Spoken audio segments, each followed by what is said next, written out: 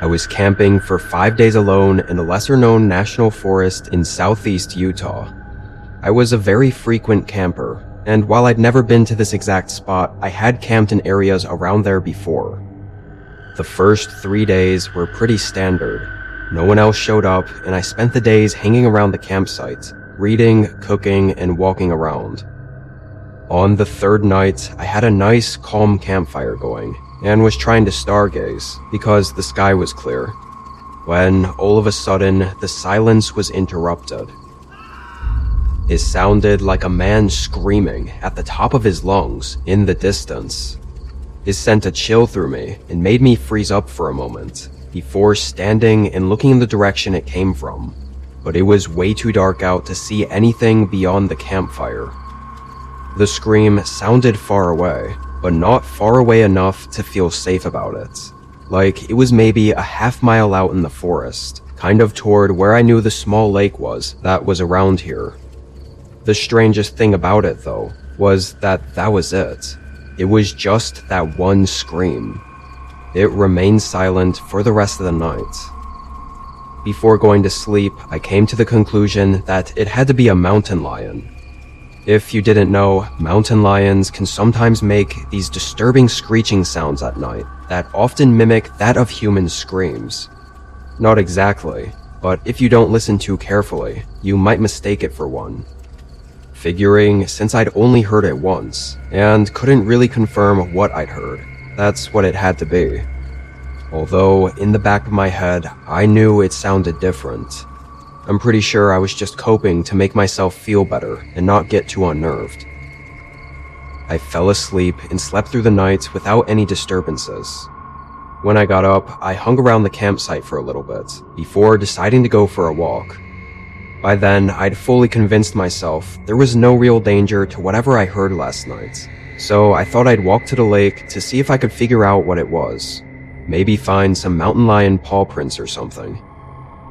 Almost right when I got there, I could clearly see something had disrupted the sand on the other side of the lake. I walked around the border. In the sand was a bunch of random stuff scattered all over. Bags, food wrappers, and just a bunch of junk. Everything was oddly in almost a perfect line though, following this hollow divot in the sand, like something had been dragged through the sand and the loose items fell out. And this dragging streak ended right up at the edge of the water. I looked out at the lake, knowing there was no way I'd see anything. The water was calm and still, no ripples or waves. It gave me an eerie, uneasy feeling.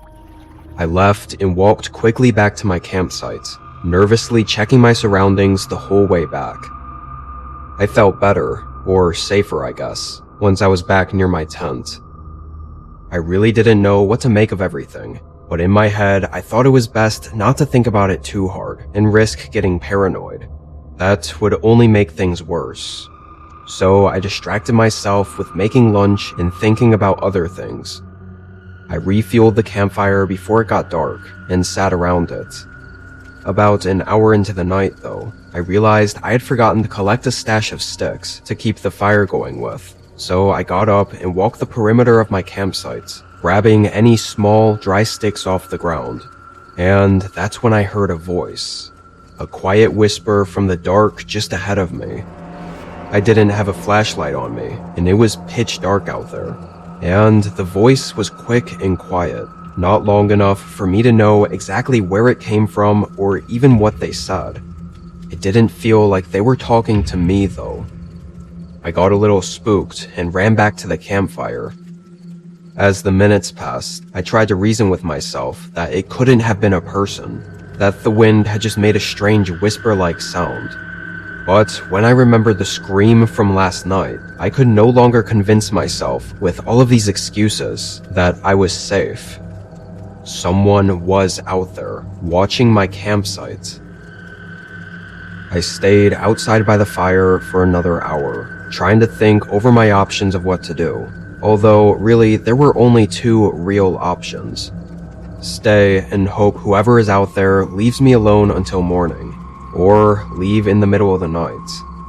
At the time, leaving in the middle of the night seemed like a worse idea, allowing the person to follow or get close to me without me being able to see them, and leaving myself completely vulnerable. So if they really did have bad intentions, I'd only be helping them by walking out into the dark. But when I went out to collect sticks earlier, I didn't get enough to last before hearing the whisper and running back, and now the fire was getting lower. I got up and walked to the edge of the light, beginning to reach down and get more sticks. I got maybe another hour worth of wood before I heard that voice again. This time, I had been smart enough to bring my flashlight with me, so I quickly shined it in the direction of the voice. It was very underwhelming though. The light was almost useless, not reaching far and not brightening the area as much as I thought it would. After a few seconds, I got scared again and ran back to the campfire. I tossed the sticks in the fire and made sure it stayed lit. The nerves kept building. I was genuinely fearing for my life and trying to keep it together. I mean, by this point, I'd put together the scream, the scattered items, and the drag marks by the lake, and now the voices outside of my camp. I got increasingly tired, but I didn't let my eyes rest for even a moment.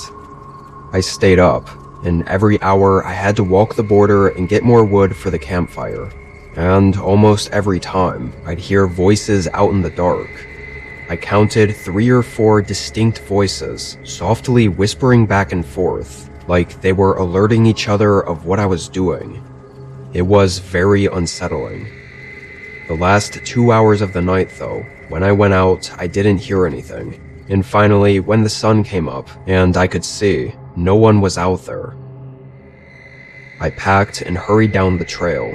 The trail went in the same general direction as where the voices came from, so I stayed alert. And I found several scattered footprints in the dirt around the area, but I have no way to know if it was from the people I was hearing last night, or if it was from the man I'd heard screaming, or even just other hikers from previous days. I made it out, and honestly, I don't have any answers for what was happening in those woods. I never heard of any news or missing people since then. I couldn't find any publicly available connections to what I'd experienced,